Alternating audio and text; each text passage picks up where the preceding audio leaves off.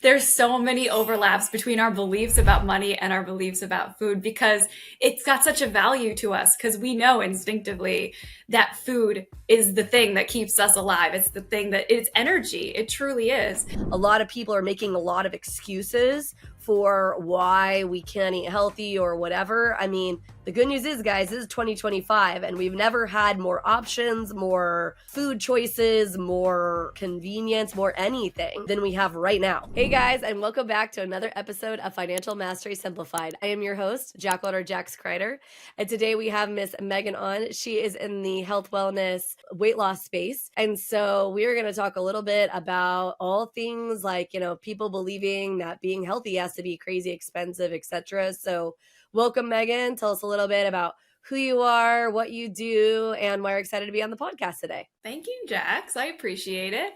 So, as you said, I'm Megan. I'm from New York. I am a health coach. I help people who have a weight loss goal and who want to pursue it really authentically, mindfully, self-compassionately. I love the prospect of coming on like a financial mastery podcast because I grew up very frugal. Like my parents were super frugal. So I grew up with that no waste mindset. And I bet a lot of people can relate.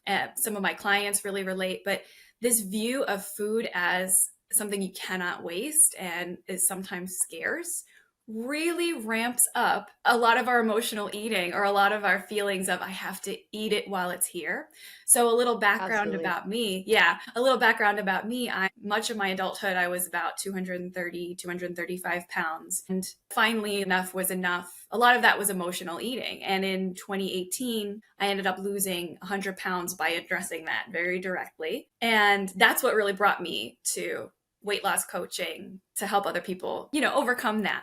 But during that, I found a lot of interesting crossovers between my frugal mindset and my I got to eat this now mindset. For sure. Yeah, and so that really made me interested to come on and talk. Yeah, for sure. People don't really realize. I get this a lot when I ask people to be guests on my show. They'll say, well, I can't be on your show. And I said, okay, why not? Well, I don't deal, I'm not an expert in money. And I'm like, okay, but you cross over with money. I promise you do. No matter what you do, you cross over with money. And the truth is that people don't realize that true financial mastery crosses over so many bounds because of exactly stuff like that, right? Like you don't realize like financially the scarcity mentality that sometimes is built within us because of survival, like your brain, the RAS, the reticular activating system, like how that kind of looking for things, like how those processes really are crossing over into other avenues that do directly relate with money, right? Like I talk actually a fair bit about food in general because number one, I'm a foodie and a half. I love to eat. I love food. I love just, I feel like food brings you, together. And I grew up in a family that food was a very central point of sort of our lives, our relationships. But also people don't realize like how much food is as far as like an expense goes. Like if you're looking at like line items expenses, after like your big ticket rent or, whatever, food is actually really, really up there. And it makes a lot of sense that, these patterns that you're holding in some of the monetary ways, they're actually crossing over and it's potentially negatively affecting you even on the health side, right? And it's why it's super important to talk about them and to relate them because a lot of people are naturally not going to make that correlation, right? It's like health and wellness, one bucket, money, one bucket. And it's like, it's not that clean. It'd be a lot easier if it was that clean. There's so many overlaps between our beliefs about money and our beliefs about food because it's got such a value to us because we know instinctively that food is the thing that keeps us alive. It's the thing that it's energy. It truly is. So it makes sense that that would all overlap in our minds. And I know that I spend much less. That line item of food is much less than it used to be just because of the restaurant trips. Increasing your home. Yeah, increasing your home meals. If 20 out of 21 of my meals during a week are from home, whereas they used to be like maybe only 10 or 15 out of 21 meals, that's a huge impact that you can have on that line item. But at the same time, so many of us still have this idea that eating a ton of vegetables or eating what we quote unquote call healthy food, eating in a way to support a lower weight, takes like really expensive shakes and really organic vegetables and like all this. We have this idea that the line item gets bigger when we try to eat healthy. And it's very interesting how not true that is. Yes, for sure. Well, and I think a lot of times people too they forget that a lot of what boils down into health too for a lot of people is convenience. And the things that are convenient tend to be a little bit more expensive and they tend to be worse for you. And so there's a lot that you can do with food in general if you're willing to do something that I talk about on the podcast all the time, which is intentionality, right? You have to first of all, sit down and allow yourself to have a self awareness of like, okay, what is priority for me? Where do I want to be? Right. And we have the epidemic of obesity. And I think a lot of that is due to a few things. Of course, one is the convenient foods that are really bad for us that people have just sort of convinced themselves over time, like, oh, hey, it's fine. Like I'm just going to eat this one time. And then they don't realize like the patterns they fall into and things like that or whatever. In a lot of respects, that a lot of people want to be healthy, but they are a little bit scared of it. They tell themselves the stories that, oh, it's going to be too expensive. When if they really boil down and they really strip back and they really looked at it, that really wouldn't be the case. It really wouldn't be as bad as they think it would be. Stay tuned. We'll be back right after this message from our sponsors. Imagine having the power to control your financial destiny, no matter where you start. Welcome to the Financial Mastery Simplified course and resource platform, where financial education is tailored to your unique journey. We cover everything you need, from basic budgeting and saving strategies to advanced investing and retirement planning.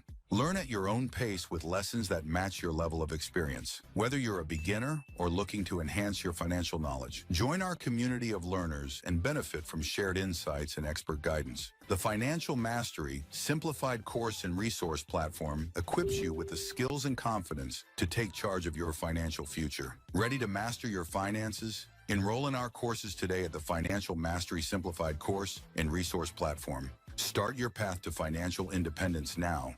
Visit us at fms.tips and fms.college for more information. Hello and welcome to PBJ Mortgage, where your home ownership dreams become reality. Today, we want to share why choosing PBJ Mortgage is the right choice for your home financing needs. At PBJ Mortgage, we're built on a foundation of values that drive us every day. Our commitment to educate, empathize, and empower our clients sets us apart in the mortgage industry. Our clients are at the heart of everything we do, and their success stories speak volumes. With years of experience, our team possesses in-depth knowledge of the mortgage programs, ensuring you receive expert guidance and the best possible rates. We offer a diverse range of loan options to suit your unique needs, including conventional, FHA, VA, and more. No matter your situation, we've got a solution.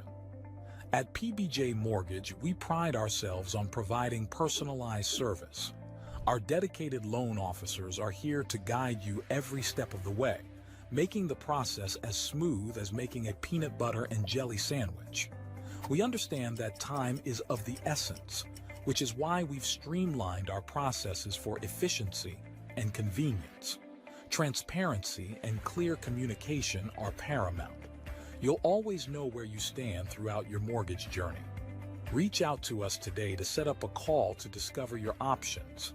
If you're ready to make your home ownership dreams a reality, contact PBJ Mortgage today.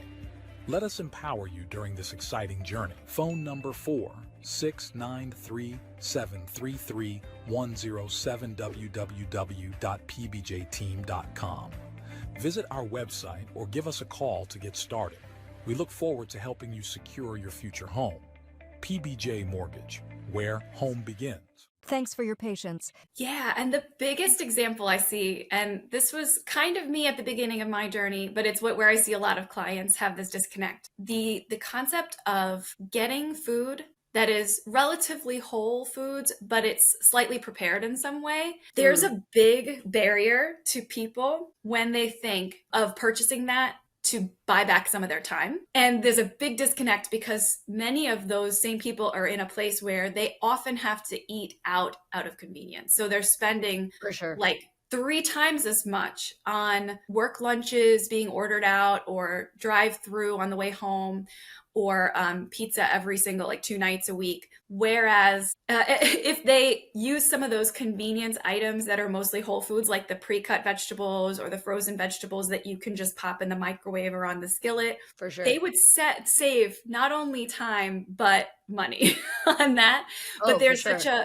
but it's interesting how the unit price really gets people because they're like, well, I could buy this whole butternut squash for $2, or I could buy this container of cubed butternut squash, basically the same thing, but it's $3. And they feel, oh no, I could never do that.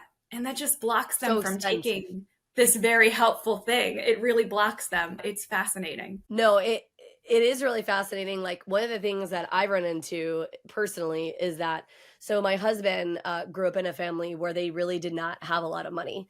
And so food was not super prevalent. And so that, of course, first of all, starts a little bit of this scarcity mentality. And so when you sort of have that feeling, especially surrounding food specifically, you have a tendency to want to eat everything that's available, eat all the things that you didn't have. You know what I mean? Like when you were in that situation of not having a lot or whatever. And so he actually has a fair bit of bad eating habits kind of surrounding that. And not only that, but like he looks at eating out as like the pinnacle of wealth, like Yes. in his brain. And not only is it expensive, but it's also not super great for you. Like I tell people that all the time that I actually really enjoy cooking. I actually really enjoy eating more whole foods. And I typically tend to feel a lot better when that is happening as opposed to, eating out or whatever. But it does take some intentionality. It does take some, some planning. And I think that's a lot of times. And it actually, this is where some of the AI factor, and I talk about AI a fair bit in my podcast too, is coming into play because for the first time ever, you don't have the mental brain power to be like, I have no idea what to cook tonight. You literally can just like tell ChatGPT what you're having in your house, like what's in your freezer, what's in your pantry, what's whatever, and it'll like come up with a meal for you, right? Like a recipe plan, like all the things. I mean, how cool is that? Because I can tell you, I've been meal planning forever. And that is probably the hardest part is the intentionality of like, okay, what is it that I'm going to do? And then going to the store, right? Selecting all of the things. And a lot of those barriers of entry that people are convincing themselves are so hard, they really are eliminated. Because number one, you can have your groceries delivered.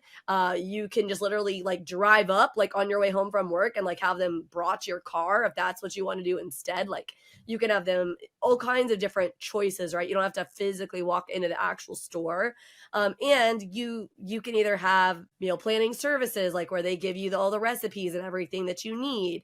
Have you ever heard of somebody called the Passionate Penny Pincher? Oh, does You know she who she do is? like she has a blog with a lot of these planning tools and things? It sounds so familiar. So she does specifically crock pot related things. So basically Okay. her idea is like to create these meals that are very easy to more or less create by more or less dumping ingredients into a crock pot, or there's a little bit of prep that you have to do and then it ends up going into a slow cooker, right? So that there's no excuses, because the truth is that a lot of our excuses come at the end of the day because we're tired. We just spent all of our time at work. Like we're mentally just drained. And so if you had started in the morning when you like were ready to start your day and all the things and you did all that process, then when you get home, it's done basically, or there's like 2 more steps. And so you'll do those 2 steps. You just won't do the 10 steps it would have taken to get to the full meal. And so that's sort of the idea. And she offers a service. And right now it's only through Walmart, but you pay $8 a month. And she actually takes her recipe boxes, the ones that if you already own them, and it actually puts it into your cart. So And literally then all you have to you do do is is hit it drops into purchase. the cart. It drops into the cart like because Walmart has, and I don't know if those of you are listening who know this, but you can actually pay for a service where Walmart will come and like actually bring it to your house. Like they actually will put it in your fridge. Now, for me, that's a little like, I don't know. I haven't gotten that comfortable. I'm still a little bit of a nerd. Like I like to go and like pick my own stuff. But Yeah. the fact that you literally can do that, or even just like drive up and have it come out and like brought out to you is awesome because it takes all the guesswork out and you don't really have to think about anything. Yeah, all these things you're saying, the theme for me is like there are so many barriers we put up that don't have to be barriers. They're not real. Yeah, and I've heard of someone similar, the family freezer. Have you heard of the family freezer? I love that. It's so simple, and it's those kinds of meals where you just put 8 different canned or whole food items in a Ziploc bag, and all you have to do is take it out of the freezer and put it in the slow cooker in the morning.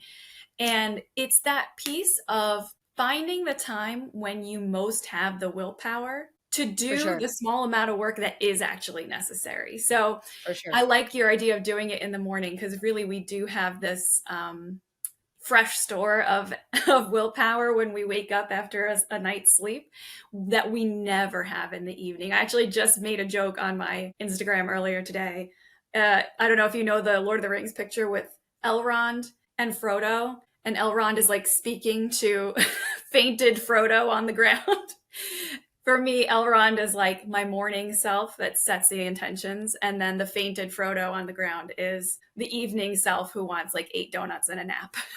So, I love that so much. Is always how it happens. So like these little tasks feel really big when you're looking in the context of your entire everything you're trying to do. Take care of your family, be great at your job, take care of your direct reports. Like when you look at it in that context, it feels like I do not have time to do even the smallest thing. So finding the tiny parts of your week, very consistently saving those 5 to 10 minutes to do the actions. And like you said, not letting your brain get into it. Let ChatGPT or these other services do the heavy lifting for you. For sure. That is a big piece of bringing that line item budget down, but still eating so much more from home, which is a huge factor that you have in your control when you're trying to improve your health through your food choices. Yeah, for sure. Well, Stay tuned. We'll be back right after this message from our sponsors. Welcome to Financial Mastery Simplified, your go-to podcast for making smart money decisions. We break down complex financial topics into easy-to-understand advice you can use every day. Our experts cover everything from budgeting and saving to investing and retirement planning. We give you the tools to take control of your money and build the future you want. With Financial Mastery Simplified, you'll feel informed and empowered to make the best choices for your financial health. Tune in to Financial Mastery Simplified on your favorite podcast platform. Start your journey to financial confidence today. Visit us at fms.tips and fms.college for more information. Welcome to House U, where we believe in the power of education. At House U, we're more than just a brand. We're your partner in home ownership, dedicated to educating, equipping, and empowering you every step of the way. Education is at the heart of everything we do. We offer comprehensive resources designed to make home ownership simple and accessible for all. From understanding mortgage options to mastering home maintenance, House U provides the knowledge you need to make informed decisions with confidence. We host workshops and seminars, bringing together experts and community members to share insights and build a stronger, more informed community. Because when you're educated, you're empowered. House U, home ownership made simple for all. Visit our website or contact us today to start your journey with House U. Empower yourself with knowledge and embrace the joy of home ownership. Thanks for your patience. Now back to our conversation. it's so interesting to me too. Like, this is the other thing that people just really don't consider is that a lot of grocery stores now, I mean, they're maybe not as healthy for you as like if you were to do the work of like whatever, but a lot of them offer where they've actually made the meal. So it's a lot less preservatives, a lot less bad for you than like, you know, your freezer, whatever the heck. Like my operations manager is a single guy. And so a lot of times it's hard for him to cook because it's just one person. And I hear that a lot from people, my friends who are single is like, but Jax, you know, you have a whole family of people. It's hard to cook for one person or just 2 people or whatever. And so that's the other thing that I tell people is like, look outside the box. There's also a lot of companies that will meal prep for you, right? Like, there's a lot of, people in a lot of the moms groups where they'll do that. They basically batch cook and they'll make, so many kind of meals, whatever, and you can pay them so much money a week. And then they literally will bring these basically homemade things, and then you just have to heat them back up or whatever the case may be. And Yeah. so again, I go back to, a lot of people are making a lot of excuses for why we can't eat healthy or whatever. I mean, the good news is, guys, this is 2025 and we've never had more options, more food choices, more convenience, more anything than we have right now. And I want to speak to, because you brought up a great point, excuses abound. And it's totally normal. Like, it is very expected because we are overworked. Like, we have a culture of overwork and over people pleasing. So it is so expected that these excuses would come up. Like, of course, if you feel that your energy is always on a tight leash, you never have anything to spare, it makes sense that these excuses would come up. Like, I don't really have time to get to the store. I don't have time to do this, to put the groceries in the cart even. But what I found actually is that the one important reason why we keep getting these excuses and letting them trip us up is that we have super high expectations of what a healthy meal really is. For sure. What I have found very helpful is to first define very specifically what your goal is with health, because the word healthy is way too vague. It means something different for every single, it means something different for every single person, depending on your bio-individuality, whether you want to lose weight or build muscle or reduce your negative blood markers or better treat your blood sugar. Whatever it is, it's going to have slightly different things that you need to do with your food in order to be successful. So what you really have to do first is get real clear about what your goal is and what that piece of success is for you. If it's weight loss, it's going to be calories and filling stuff, right? You're going to want protein, fiber, and you want to keep your calories in check. So you got to keep it to those things.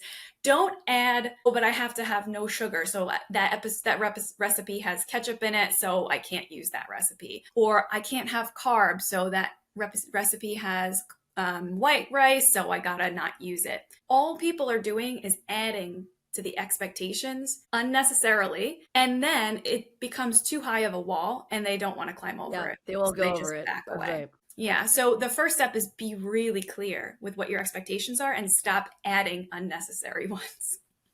Yeah, for sure. Well, and I mean, it's just so interesting to me too, because I get the the barrier. Like, I actually did a whole episode by myself where I talked about some of my tips on how I actually really can skinny down a budget with food by just being creative, right? And kind of thinking outside the box and being intentional. And I think so many people, they're making excuses, or they're using the excuse. I hear this a lot. Well, I'm not a cook. I don't know how to cook or whatever. And again, the truth is that there's so many really simple things. And I think in a lot of ways, we're overcomplicating things, right? Yeah, like you said, those services at Target, they have little meal baskets where it comes with a salad kit, a bag of broccoli, the chicken already portioned out, and the rice already portioned out, and it has instructions for you. And every store has its own version of that. Walmart, Target, Stop and Shop, they all have their own.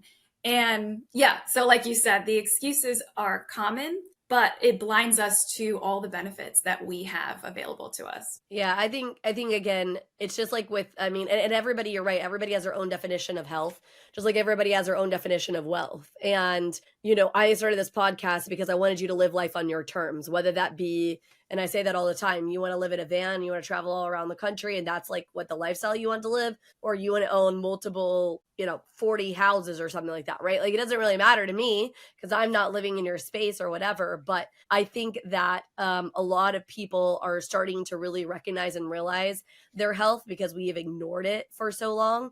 But I'll be real, it definitely does feel overwhelming at moments. Like, oh man, gosh, I'm over here killing myself to make $1, and I don't have time to try to think about, what kind of healthy food or what am I feeding my family. But I will give you a reason. It's actually quite important for you to make effort to eat at home and things like that, is because of actually what happens to your children. So let me explain to you what I mean. Hmm. I have a really good friend, and she is an amazing working mom. She's the primary breadwinner for the family. And so, because of that, they ended up eating out a lot just because she didn't have the time and capacity to figure out, what are they eating. And that wasn't really something her husband did well. So they ended up eating out a lot. And she started to see this pattern in her daughter where her daughter would literally only eat like four things. Well, the reason her daughter would only eat four things is because, think about it, you go to a restaurant and a children's menu is pretty limited. And not only that, but you're letting your child pick. And so they're getting this false sense of, well, I can pick whatever I want. And part of childhood, in my opinion, is not necessarily to force feed your kids or force them to eat a bunch of crap that they don't want to eat, but it is to push them outside of the comfort zone and try things that they wouldn't otherwise try. And if you're not doing that on your table and like pushing out things that are like, hey, this is, three or four different kinds of vegetables. And hey, we're going to at least try a bite of them. Like, that's my role with my daughter. I was like, look, you're just try one little bite. If you don't like it, that's okay. You don't have to eat it. But I do want you to at least try a bite, because for those of you who don't know, your taste buds change every 7 years. And so you might think, oh, I hate blah, blah, blah. But guess what? That is changing. And that's why, if any of you who have toddlers like I do, it seems like every 2 days they have a different taste bud. And their favorite thing they just ate yesterday, they absolutely hate it today. And you just ate you just bought like 40 packs of them from Costco, and now they don't like them anymore. Yeah, literally my daughter. And I'm really lucky and really blessed. My toddler actually does like a lot of vegetables, but I also think it's because we prompt her and we promote her to eat a lot of things, and we give her a fair bit of body autonomy that, we don't have to eat every single thing on our plate, because that's another thing that has created some unhealthy eating habits, is that concept you were talking about, waste, right? And people feeling like they have to eat every tiny bit of it because there's that scarcity mentality again. But we do require her, like last night, okay, cool, you want dessert, you want to be able to eat a cookie, well, then you're at least going to eat a fair bit of your other things. You have to eat all of it? No, but you're sure as heck going to eat 2-3 bites of each thing before you get to eat the cookie that you are so desperately wanting to eat, right? We're not doing that game. I'm not playing the game of we're just eating 90% cookie and 10% good, healthy food for you. I love how you explain this, because it makes so much sense when you talk about it as a mom and as you're bringing up this baby who's going to become an adult. Like, you are picturing them growing into an adult and needing to fuel themselves well. And of course, you want to bring those skills to them and give them the experience they need to do that when they're adults too. And I think even if you don't have kids, you can relate to looking at yourself as someone who probably doesn't really crave vegetables all the time, would often rather have a cookie than the broccoli. You can think of yourself as someone who gets into food ruts and has the same kind of things over and over again. And think of yourself as someone who doesn't always eat foods that their body really kind of needs to run well and to do all the things you expect it to do, like run a company or run your team at work. So I think it's really helpful if you have been wanting to make changes and you find yourself making these excuses, to take a moment and like imagine yourself as a child and just see like, okay, you are eating these things. If I were talking to a child and bringing up that child to treat themselves really well, what are the kind of things I would offer that child? What are the kind of boundaries I would give that child so that they knew, yes, cookies are awesome, but also broccoli is really important. And I can make broccoli the way I like it too. So it is so nice to get out of the habit of looking at yourself like a stern boss would look at yourself, which I think we always get into the habit of, like, you got to be doing more. You didn't quite do enough work today. You got a little lazy. And then start looking at yourself as, what are some of the things that I wish you had access to? What are some of the things that I want you to get outside of your comfort zone and try? It's such a great way to bring yourself a little bit of the healthy changes that you've been wanting to, in a really kind way, and not like a negative way, but in a positive way. So the other thing that we did, so I have 3 adult stepdaughters, and one of the things that was a requirement in my household is that you had a weekly chore. And so it rotated. So because we had 3 daughters, they rotated. So every third week you had, whatever the task was or whatever, right? And one of those tasks was cooking. And they didn't have to cook like the whole week. So don't think like I'm a horrible, evil stepmom. I mean, maybe my girls would say that, but I don't think so. I'm pretty close to all three of them. But what was a requirement for me is that you needed to pick what you wanted to cook. You need to tell me what we needed ingredient wise, right? So that let you be responsible for going and like kind of figuring that part out. And then I would help you cook it. But that wasn't very intentional. And the reason it was very intentional is my mom is saying that we're not raising kids, we're raising adults. And I wanted them to be able to do it. Now, all three of them have varying ideas of whether they like it or not. So one of them loves to cook. One of them tolerates it. Like she definitely can do it. She knows how, but it's not her fave. And then the other one is more of like a baker. So she doesn't really love to like do like the regular cooking, but again, also knows how. But again, why did I do this, right? The reason I did this is because it's a life skill. And oftentimes some of the barrier of entry that I've seen, like you, hopefully he won't mind me sharing, but like my operations manager, he never learned how to cook. And so in his adulthood, he ate out forever because nobody had ever taken the time and he felt stupid.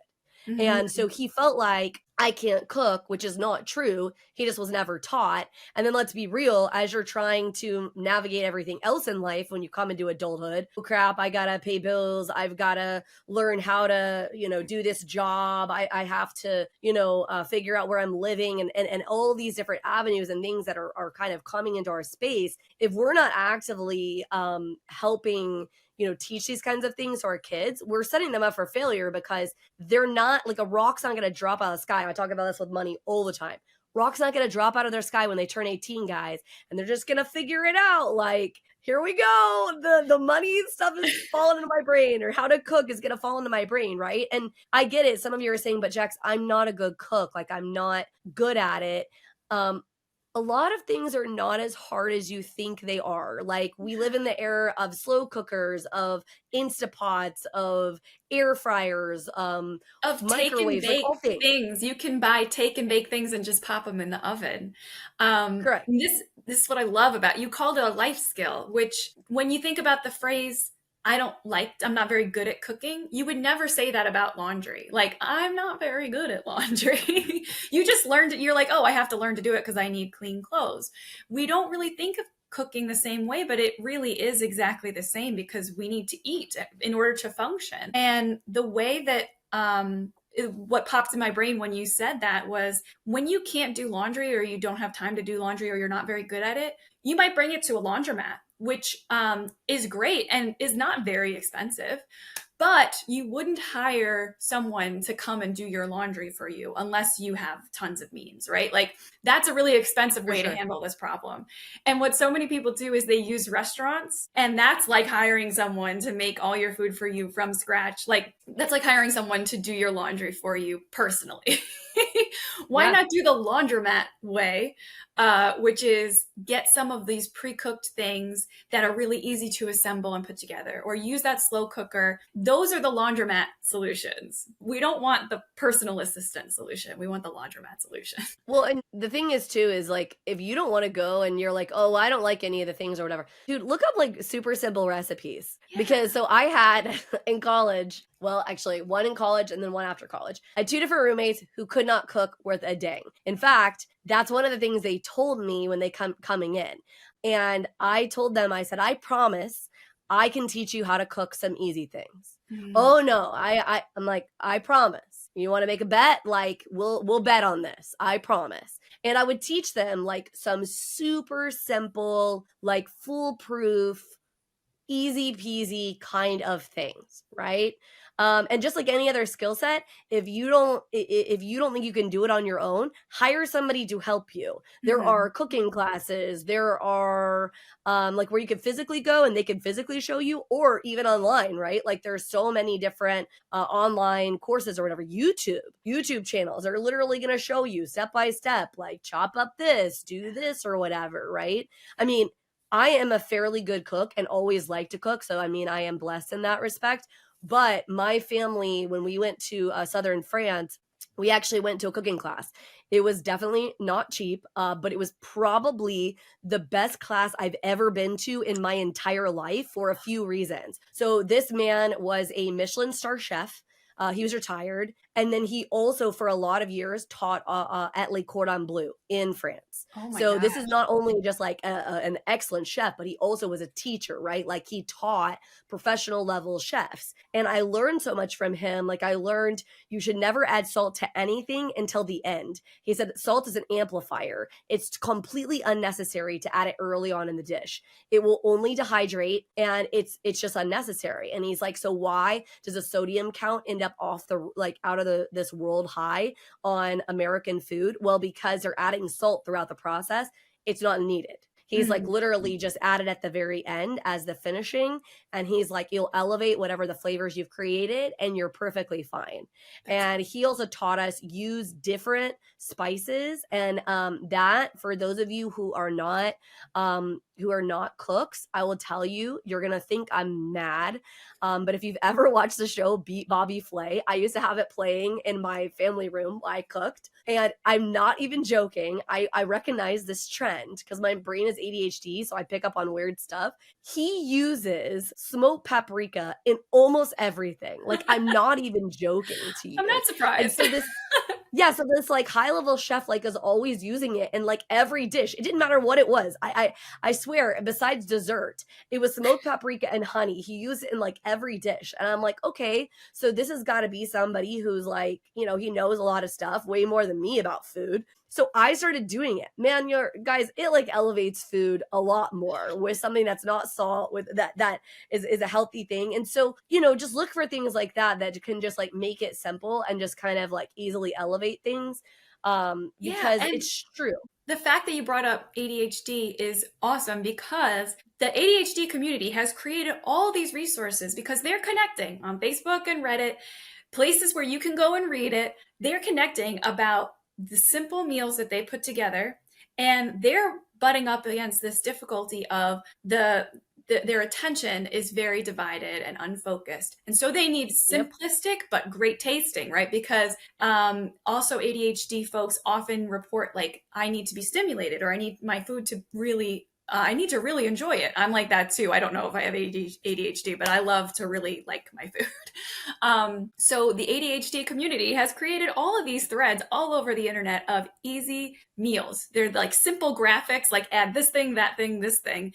You can't get simpler with your food and more delicious because they make sure they've got some good flavors in there. The other places there are a lot of Reddit threads of people who are shift workers or otherwise extremely busy with their work and need to really streamline their food. They know they have to stay fed, but they do not have the time to do it. And so those are wonderful resources to take advantage of because they've basically curated all these really simple and often very frugal recipes that still taste good, that these people are living off of. So, you know, just more evidence for your claim that there's a ton of resources out there to get over these excuses.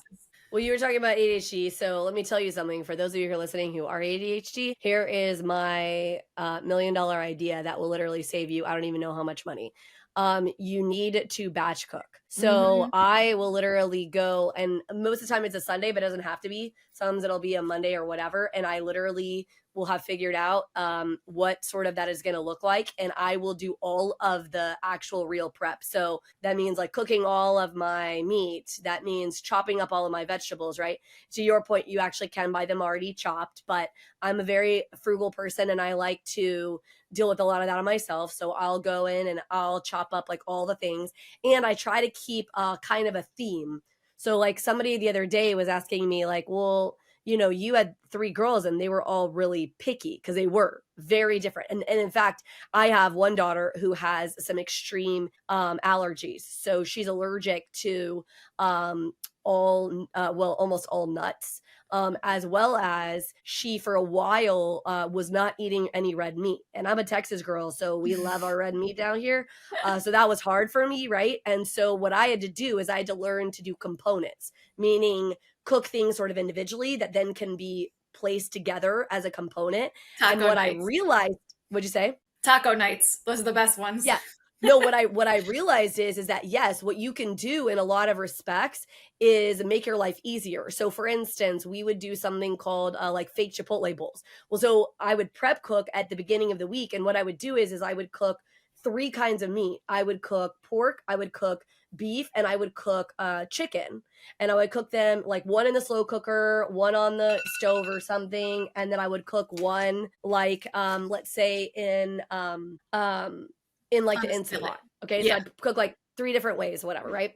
While that was all happening, I have a rice cooker, so I'd cook the rice. I would cook like all these other things. Well, then it becomes nachos, a burrito bowl, tacos, like whatever kind of way you want to make it. And over the course of that week, a couple different times, we usually wouldn't eat it back to back, but like Monday night, Wednesday night, Friday night, we would do those things because we had all that food. And if the girls wanted something for lunch, they would just, put it all together and then just go ahead and take it for lunch. It was super simple that way, and things like that. So a lot of times people are overcomplicating this. If you just spend the time, because like that would usually take me, I don't know, hour and a half to do all that kind of batch work, but then it was done. There Yeah. was no like it was heating stuff up like when we were ready to eat. It wasn't like, oh, I gotta go chop something, I gotta prep something or whatever. And so a lot of times people are making excuses that are really unnecessarily, because then my focus was just this one little focus area, and then that was it. I have to deal with it for the rest of the And week. then you're free for the rest of the week. And what I want to offer folks who are in single person households too, or like a 2-person household, is to do batch cooking. You can do it too. You don't have to eat the same thing every day, but what you need to do is when you batch cook, you create extras for the freezer. So Mm-hmm. you're basically creating a freezer stash so that Yep. every week you can pull a few of your like ghost of the past meals. And Yeah. therefore you don't have the same chili 7 days in a row. You have one day chili, one day last week's stew, one day last week's curry. But what you need to do is every time you make a batch of something, put aside 3 or 4 servings in individual containers or individual super cube freezer things so that thawing is really easy for you. But batch cooking can really work for you too. Like I'm in a 2-person household and we do that all the time. We always put our extra soup servings right in the freezer. And that just makes the super busy weeks so much easier, because then if we really don't have time to cook one weekend, we've got a store of things in the freezer. And we already know they taste good because we've had them before. Oh yeah. I'm a big soup girl. It's super funny because my husband actually doesn't love soup because he thinks that's poor food. It always became kind of a joke. He's gotten on board with it now, but for years I had to break him of this philosophy, this mentality in his brain. And if you have anything like that that is holding you stuck, I encourage you to lean into it and figure out why it is. Because if you're not gonna figure out why you're stuck, it's never going to fix itself. It's not going to just like, again, magically one day drop out of the sky and be like, okay, the block that you had there is fixed. Like, it's not going to do that. You have to actually actively do work. But I would cook like giant batches of soup because not only do I love them, but it's just like such good comfort food. And you're right. It freezes super easy. You throw it into a container, freeze that sucker or whatever, but you can literally do it with anything. If I found an amazing deal on, let's say, I don't know, bell peppers, I literally will buy a ton of them, chop them all up, put them into Ziplocs, put them in the freezer. And then when I need bell peppers for something, I just pull out the bag, pull out what I need, use them, and then move on down the path. And so, again, I think a lot of times when people are thinking about healthy food, they're thinking about cooking in general, they're thinking about all these things, they're convinced that they have to be expensive and hard and, well, that's great for you because you like to cook or whatever.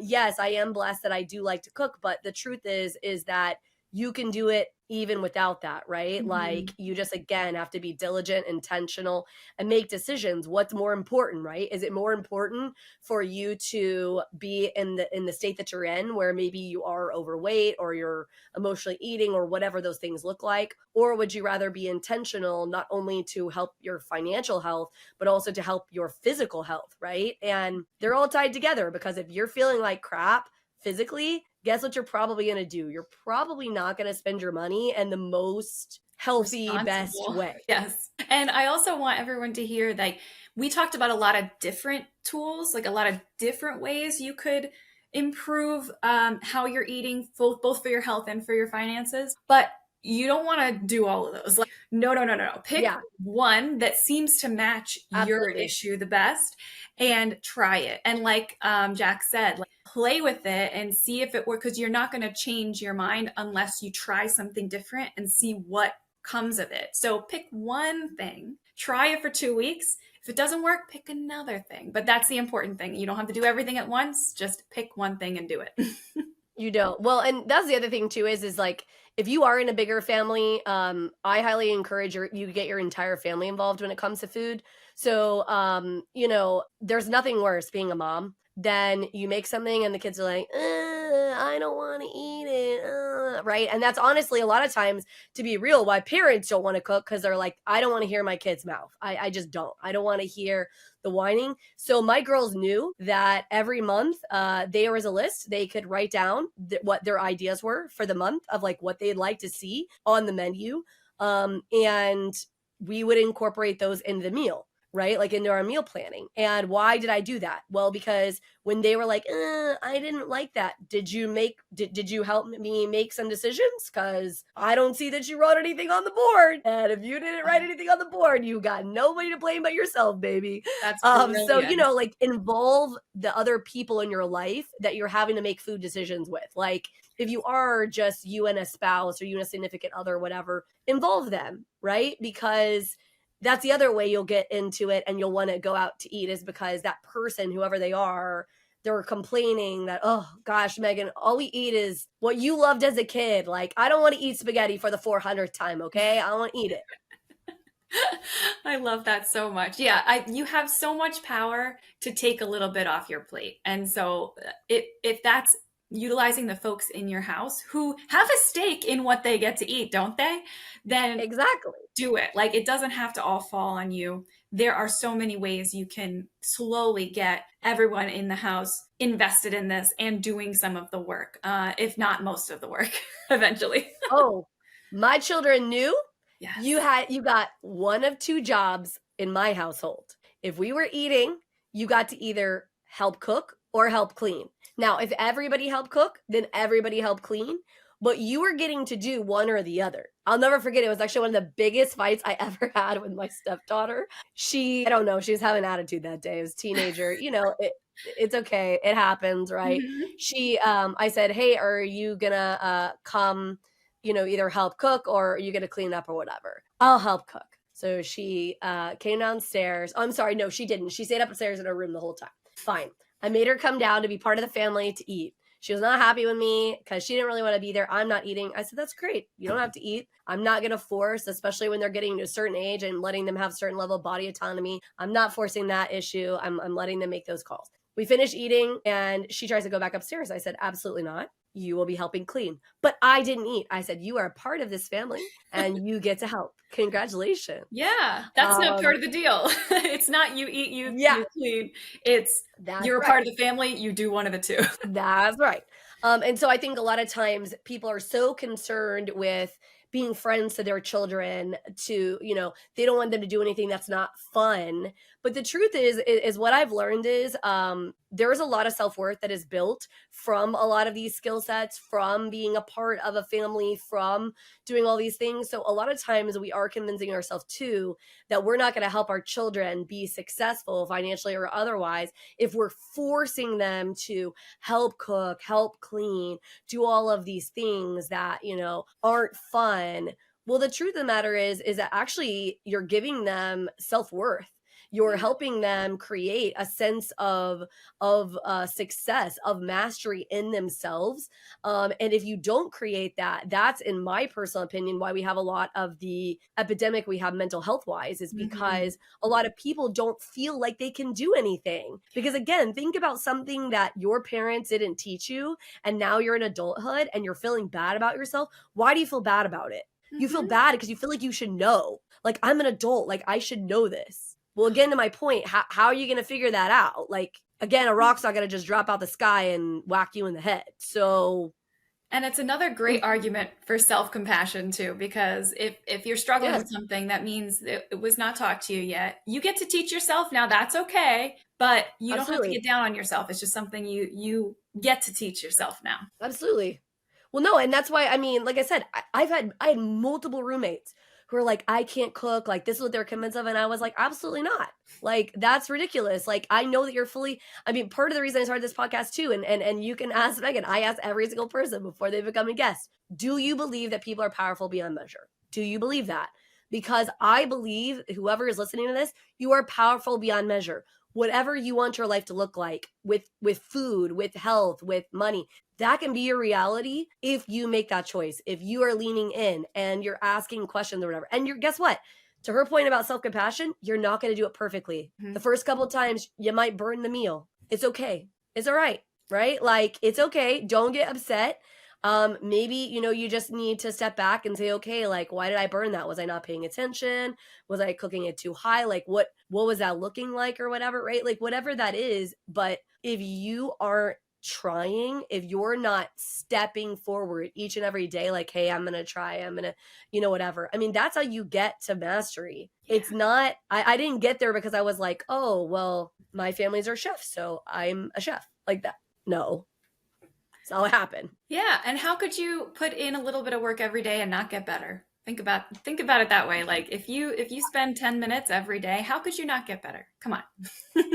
Have you ever read the book Atomic Habits? Yes, I love that book so much. So I'm reading the book right now, and literally, I think it was yesterday when I was listening to it on my way to work. They were talking about how they did a study where there was literally two groups of people, and group one, they basically told, I think it was in like college or something.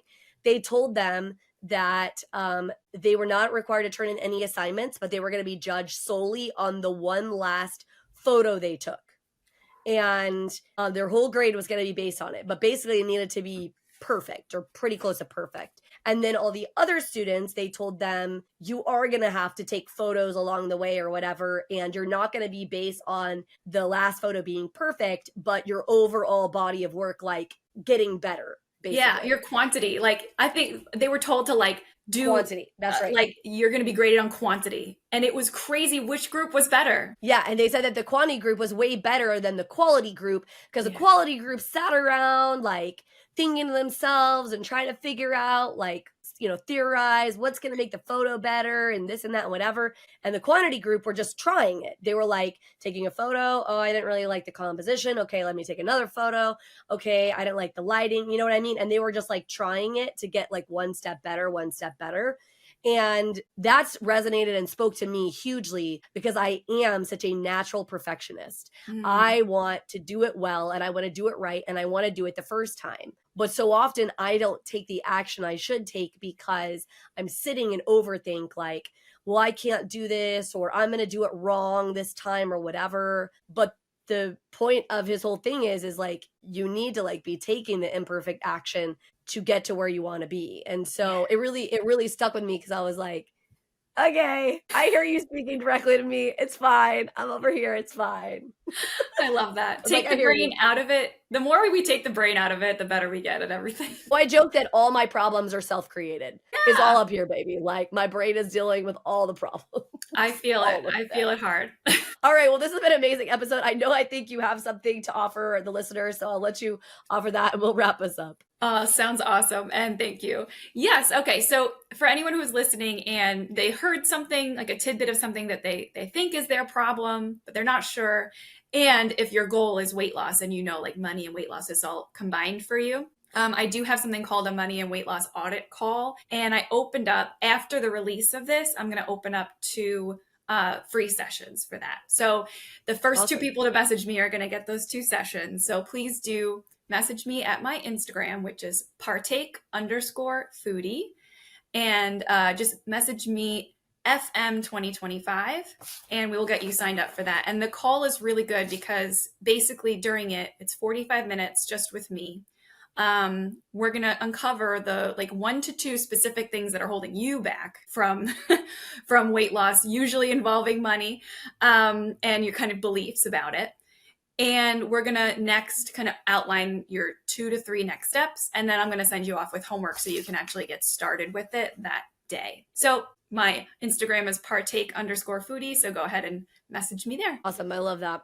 Well, thank you so much for this conversation. I think money and food might be two of my favorite topics, so I could probably be talking about this for like the next 20 years. Oh, me Just too. because, like I said, and it's so funny because they're so heavily tied, and so many people don't tie them together, but they really are. And so, guys, if you're listening and you're thinking to yourself, well, I don't know how to start being financially successful. I'm living paycheck to paycheck. Like I just don't know. I can almost bet you money that with food, you probably can kind of start that process if you are diligent, if you are, intentional in creating a plan. And so hopefully some of these ideas were helpful for you. Again, we're not expecting you to go and implement all of them because that would be crazy town. So start with something small, implement, and then just get better day over day.